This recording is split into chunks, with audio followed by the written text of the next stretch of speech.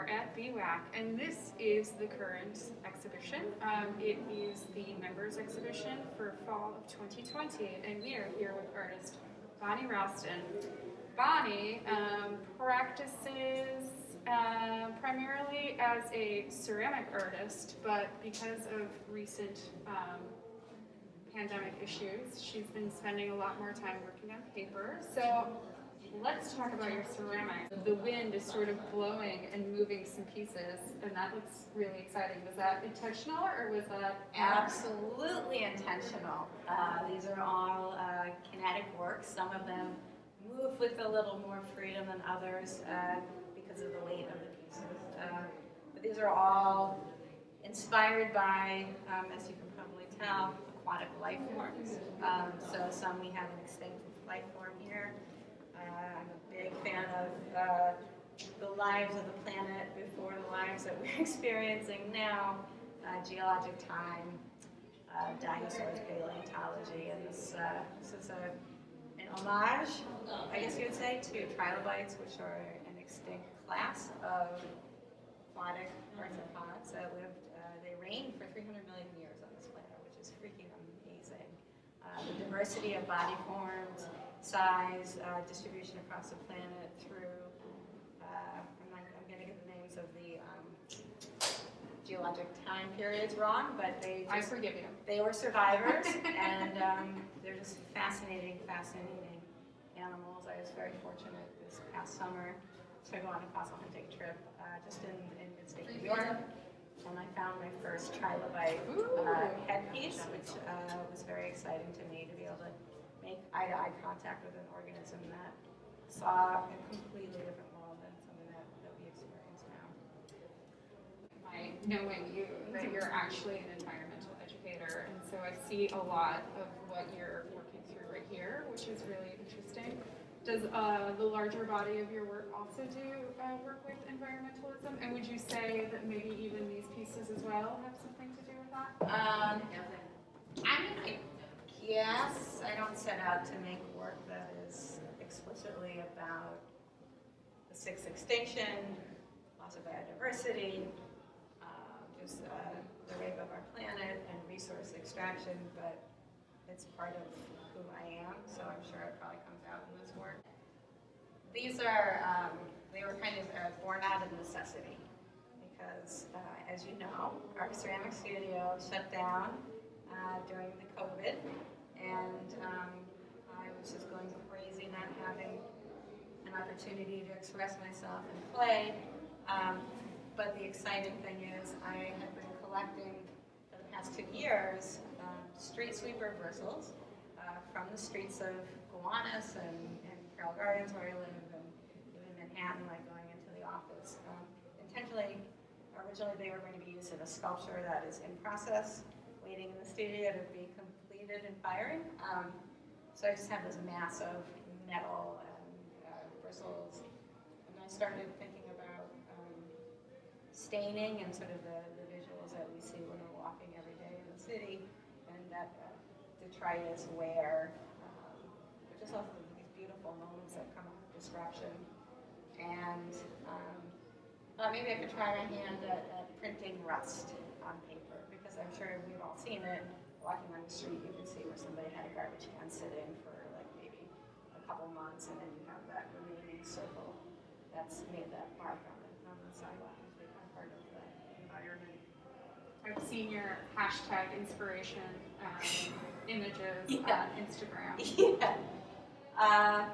So, yeah, and then it just kind of took off from there. Then I'm looking at, again, sort of the cast-off things from the street. How do I make marks with that? What are different solutions I can apply to the metal that will infuse some sort of texture to the paper? I love texture, I love surfaces, so pretty quickly on, I moved from just a flat stain to something that incorporates salt, which dissolve, and then the crystals reform, layering with that. What kind of salts are you using? Regular table salt, sea salt, Epsom salt, which is actually not salt, that's magnesium sulfate, I believe. Also, I tried out a bunch of different vinegars. white wine vinegar, rice vinegar, and apple cider vinegar, also hydrogen peroxide. It's phenomenal for rusting, but there's a big run on hydrogen peroxide right now. But I've also, some of the stuff I'm working on now, I'm starting to play with iodine. And it's just, and the rust, it's just, it just keeps going. So, of all of those substances, which substance have you found is like your favorite? My jam? Yeah. A combination of all of them. Yeah. It's challenging because the other thing is, I don't, my studio is not in a climate-controlled environment. This is something I didn't get to tell you. I had a work that I had fixed. It was ready. I had sprayed it off with a fixative. It had seemed pretty dry, and then we had that spell of really humid days. In my apartment, I have a humidity monitor, and it was at 90% humidity in our apartment. And the paper, I had just, set it up against the bookcase in the morning. There was this big trail of water because the salts had, absorbed the water. The paper had absorbed the water and released the water. So I was describing to a friend that their kind of living work. So this has even changed since it's been installed. Wow. And I think that's a part of why I'm drawn to this, is because I am using materials that aren't traditional art making materials, so there's that sense of discovery there. Which is the same thing with as you know, with clay work. You open up the kiln, you don't really know what you're going to get. And that's the same thing. I'll work on this, come back the next morning and see just over time how humidity, temperature, even the surface that I'm working on, how that influences what ends up being the final piece. I find it interesting how you've taken a lot of processes that you really have to think about with clay making, and have transferred that knowledge and that want for like participating in those processes into work on paper. I think that's a really interesting transition that you've made. Yeah, I think like, do I want to do drawings? Do I want to do paintings? There's so much control. I mean, there is a lack of, there's control in that, and there's intention. There's intention with these works too, but there's a lot of giving over the process. And that's the same thing with clay. And I think that's what's exciting to me. It's a collaboration, right? It's a collaboration with the materials, with the environment. It's that. It's a relationship. Yeah, it's a relationship.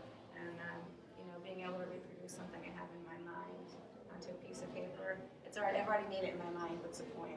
But doing something like this, I don't know I could not have imagined this is what this would have looked like, or this one, or these over here. So yeah, let's talk a little bit more about these. Going back to the idea of using salts and rusts and stuff, you really have to get up very, very, very close to these to get the full experience of the textures and how the water and the salts have sort of changed the actual appearance of the paper. How did you make these? Do you want to talk a little bit about that? absolutely, I'll be delighted to. So there's a lot of each one of these. There's a different process that goes into it. This one,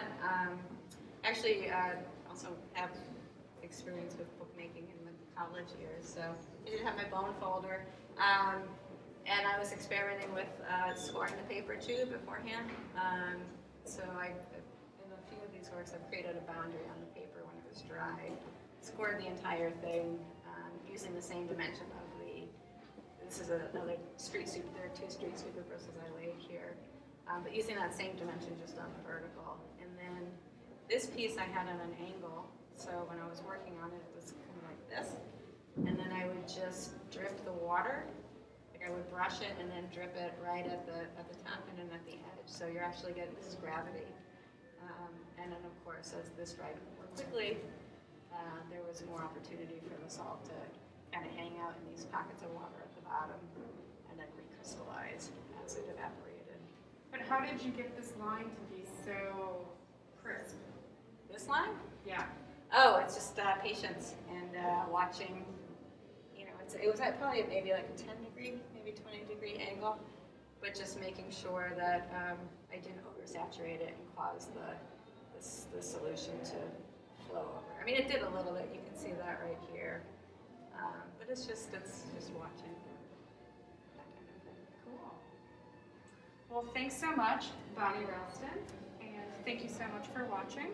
And can't wait to see more work from you. It's going to be so great. What a pleasure talking with you, Kasia. I super appreciate you taking an interest in my work, and very happy to be a